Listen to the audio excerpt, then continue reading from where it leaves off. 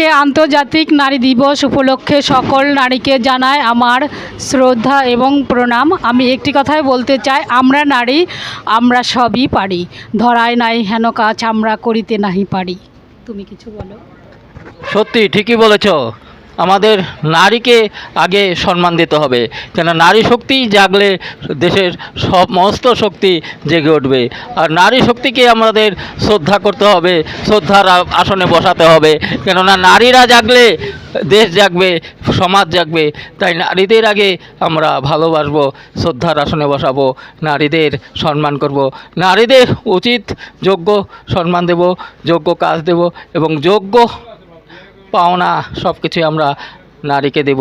নারীকে অবহেলা, তুচ্ছ তাচ্ছিল্য কখনো ভাববো না। যে জাতি নারীকে তুচ্ছ তাচ্ছিল্য ভাবে সে ধ্বংস হয়ে যায়। তাই নারীকে আমরা শ্রদ্ধার আসনে বসাবো, তাই নারীকে পূজা করব।